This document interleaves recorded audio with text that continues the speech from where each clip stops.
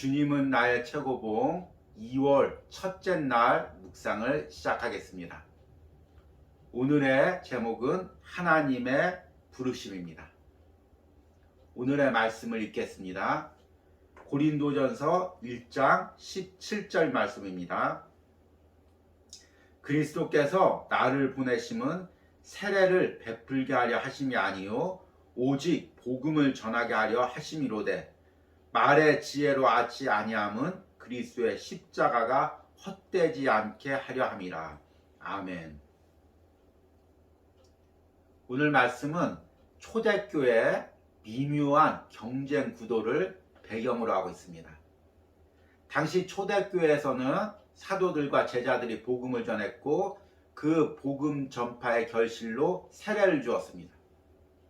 그러자 자연스럽게 누구에게 세례를 받았느냐에 따라서 파벌들이 형성되었고 또 누구에게 받은 세례가 더 능력 있느냐는 미묘한 경쟁 구도가 형성이 되었습니다. 바울은 이런 배경 속에서 자신이 복음을 전하는 것은 세례를 베푸는 것이 아니라 복음을 전하는 그 자체가 목적이라고 말합니다. 저는 이 말씀을 접할 때마다 바울이라는 한 개인이 자신 안에 있는 복음의 순수성을 지키기 위해서 얼마나 몸부림쳤는지가 느껴집니다. 하나님이 주신 순수한 복음도 죄악된 세상으로 던져지면 사람들의 죄성과 인간이 만든 그 굴레 속에 의해서 덕지덕지 더러운 것이 붙게 됩니다. 마치 깨끗한 배를 진수시켜서 바다에 내놓으면 배 밑바닥에 조개나 산호초 같은 것들이 붙어서 원래의 형태를 잃어버리는 것과 같습니다. 그렇기 때문에 그 배를 잘 간직하기 위해서는 1년에 한 번씩 정기적으로 배 밑바닥에 붙은 것들을 떼어내야 됩니다. 복음도 마찬가지입니다. 하나님께서 순수한 복음을 주셨지만 우리가 이 복음을 세상에 가지고 나가면 복음 안에 더러운 것들이 붙게 됩니다.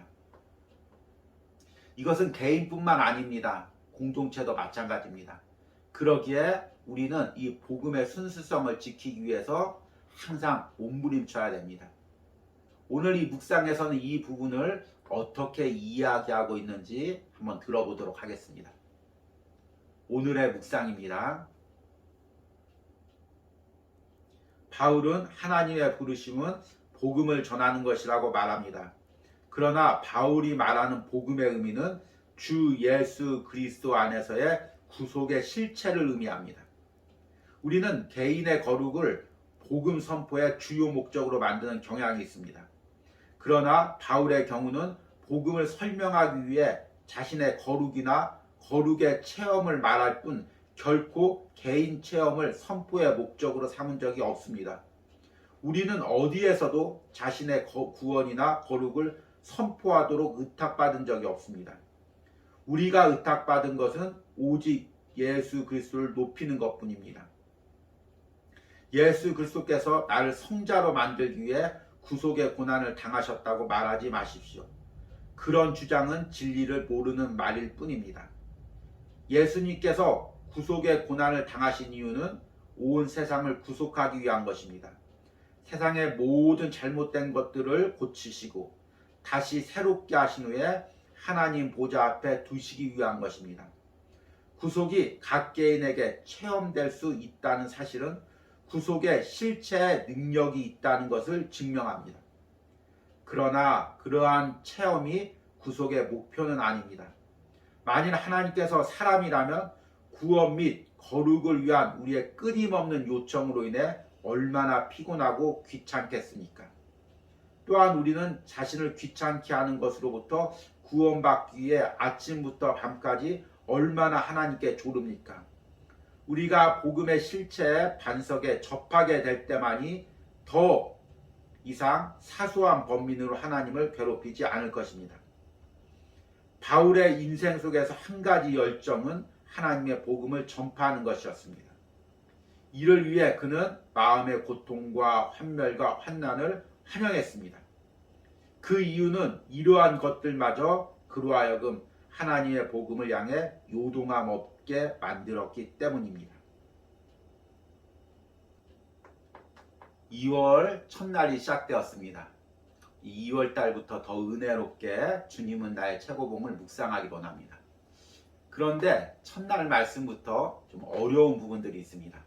특별히 오늘 말씀은 1월 31일 말씀에 이어졌기 때문에 1월 31일 묵상을 못하신 분들은 오늘 말씀이 더 어렵게 느껴질 수가 있습니다. 아쉽게도 이제 어제 우리 1월 은혜 나눔 영상을 보내느라 어제 묵상을 보내질 못해서 아마 더 오늘 말씀이 어렵게 느껴질 수 있습니다. 그런데 사실 오늘 말씀은 어렵게 느껴지지만 저자가 이야기하고자 하는 핵심은 간단합니다. 오늘 묵상에 나와 있는 구원의 실체라는 단어가 저자가 이야기하고 있는 오늘 묵상의 핵심입니다. 영어로는 The Reality of Redemption 이라는 단어인데요. 어제 말씀에서는 이것을 복음의 실체라고도 합니다. 자, 어제 말씀을 한번 읽어보겠습니다. 주님은 우리를 거룩한 사람이 아니라 하나님의 복음을 선포하는 자로 부르셨습니다. 가장 중요한 것은 하나님의 복음의 실체를 체험하는 것입니다. 실체는 인간의 선행이나 거룩이 아니고 천국이나 지옥도 아니며 바로 구속입니다.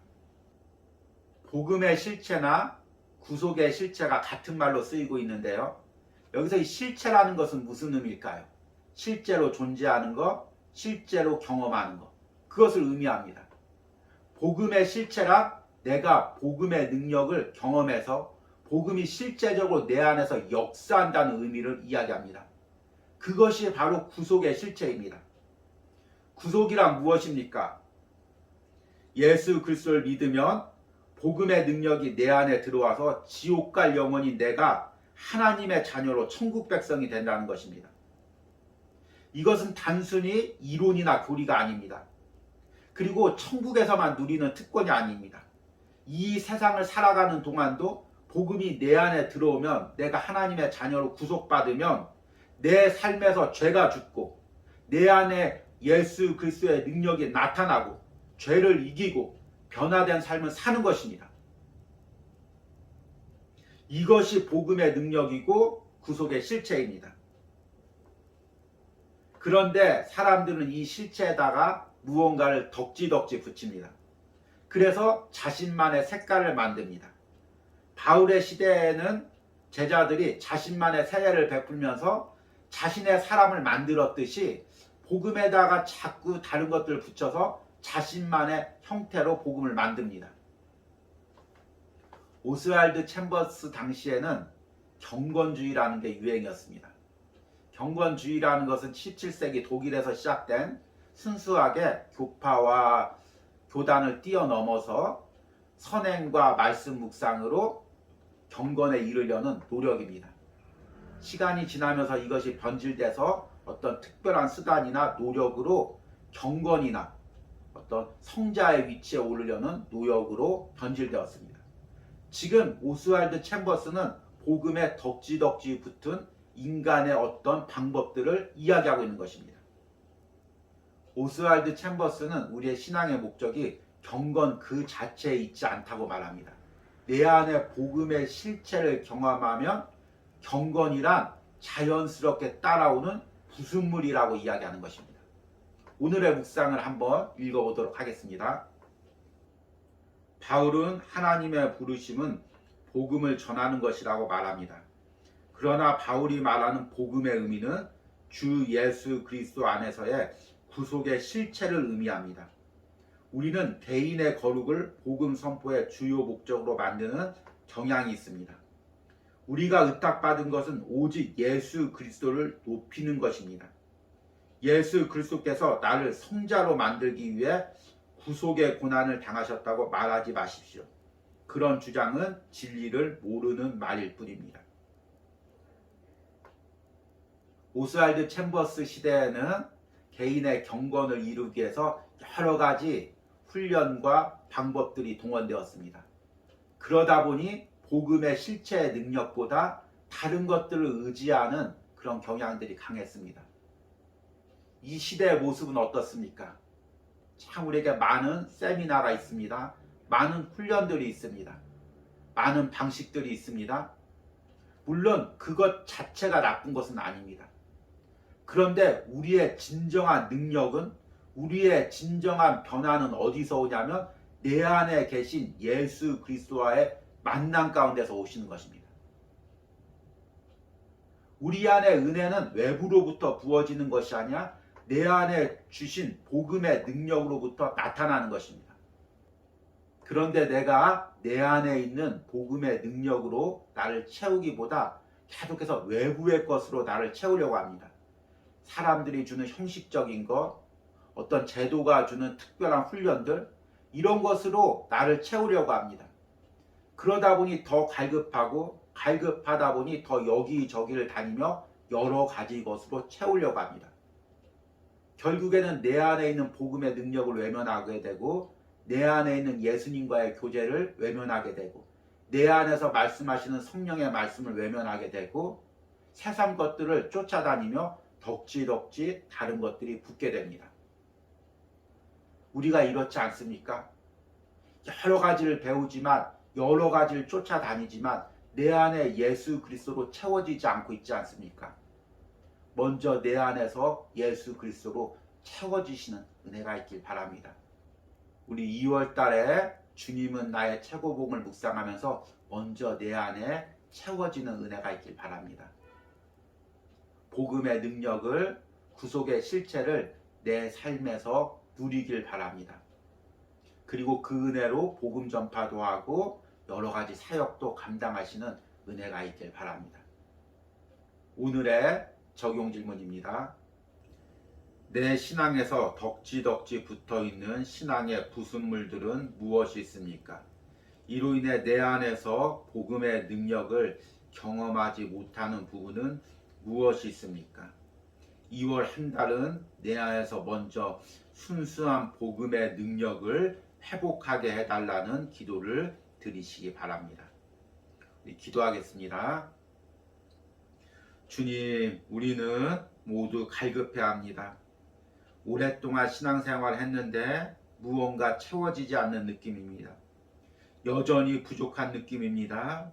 그래서 무언가로 채우려고 합니다.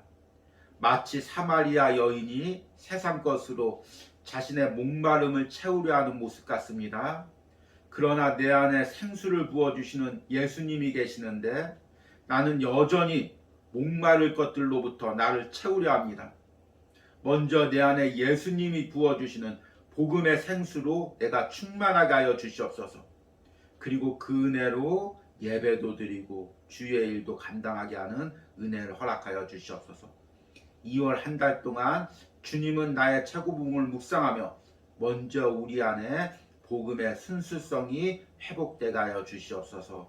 예수님의 이름으로 기도했습니다. 아멘.